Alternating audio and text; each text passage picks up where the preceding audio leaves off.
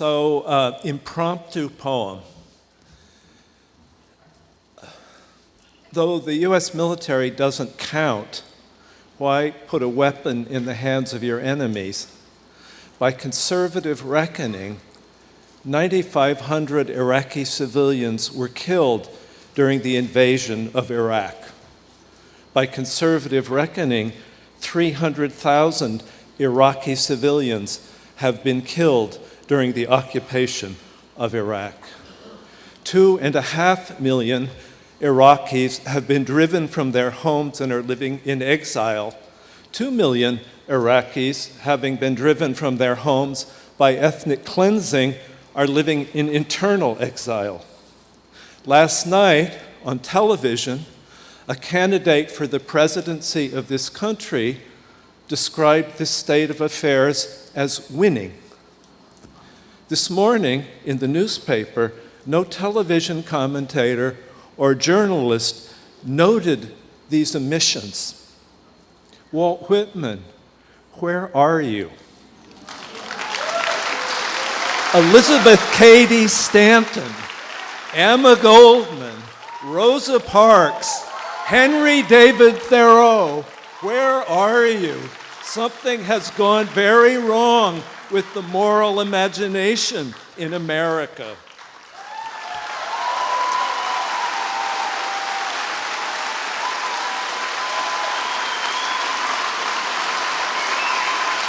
Thank you. Thank you. Thank you. Thank you, all of us.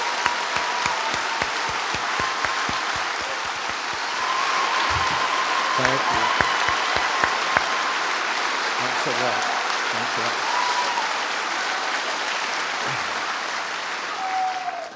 So this is a poem that's maybe about listening to poetry readings. It's called Envy of Other People's Poems. In one version of the legend, the sirens couldn't sing. It was only a sailor's story that they could. So Odysseus, lashed to the mast, was harrowed by a music that he didn't hear.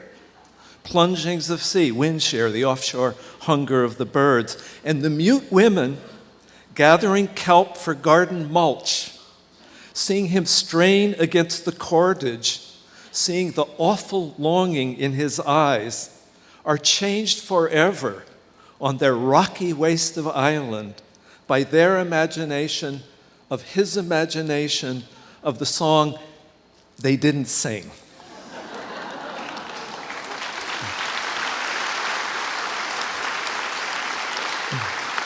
And this is consciousness. First image is blue sky, nothing in it, and not understood as sky, a field of blue. Second image is auditory, the moan of a foghorn. We had been arguing about the nature of consciousness, or avoiding arguing, talking.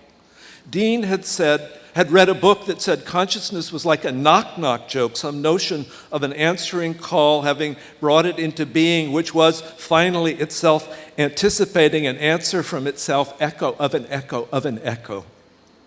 My mind went 7 places at once. One place was a line of ridge somewhere in a dry western landscape just after sundown. I saw a pair of coyotes appear suddenly on a ridge edge and come to a loping stop and sniff the air and look down toward a valley in the moonlight, tongues out in that way that looks to us like happiness, though it isn't necessarily. I suppose they were an idea of mammal consciousness come over the event horizon in some pure form. Hunter attention, life in the body attention. C.D. said human consciousness shows up in the human record as symbolic behavior toward the dead. My mind also went to Walt Whitman, not interested, he said, in the people who need to say that we all die and life is a suck and a cell and 2 + 2 is 4 and nothing over. I think I respond with such quick hostility to anything that smells like reductionist materialism because it was my father's worldview. Bobby, he was sitting in a chair on the porch of the old house on D Street. It's a dog-eat-dog world out there. I was drawing with crayons on the stairs.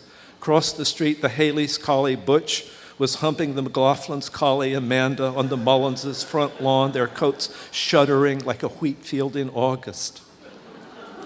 Those stairs, there were 5 of them. I took 3 in a leap coming home from school, and then 4, and one day 5, and have complicated feelings about the fact that it is one of the vivid pleasures of my life. When I came into the room where he was dying of cancer, my father gave me a look that was pure plea, and I felt a flaring of anger. What was I supposed to do? He was supposed to teach me how to die. And a few minutes later, when he was dead, I felt such a mix of love and anger and dismay and relief at the sudden peacefulness of his face that I wanted to whack him on the head with his polished walnut walking stick, which was standing against the wall in a corner like the still mobile part of him. My mind also went to Paris. Steam on summer mornings rising off the streets the municipal workers had watered down at the corner of Rue de l'École des Médecins and Rue du Puy-Trin. I suppose because the city is a product, among other things, of human consciousness, and whatever else it isn't a knock-knock joke. My grandmother used to say what a good baby I was, that they would put me in a crib on the roof of a house on Jackson Street in the sunlight and the smell of sea air from the Golden Gate, and that I never cried. They checked to see if I was sleeping, and I wasn't. My eyes would be wide open. I seemed to be content to lie there looking at the sky. So I think the first image of consciousness in my consciousness is not the memory of a visual perception, but the invention of the image of a visual perception, the picture of a field of pure blue that came into my head when my grandmother told that story. Outside, the sound of summer construction starting up. From my window, I see a chicory come out of the dry grasses, pale gold in the early morning light, and raise little puffs of dust as it bounds across the road, going somewhere, going about its chicory business, which at this season must be mostly provision. It was years before I understood that my father was telling his young son that he hated the job he had to go to every day. It's hard to see what you're seeing with, to see what being is as an activity through the instrument of whatever it is we have being in. Consciousness that means nothing, George Oppen said, that loves itself, Chesov said. My poor father. Thank you very much.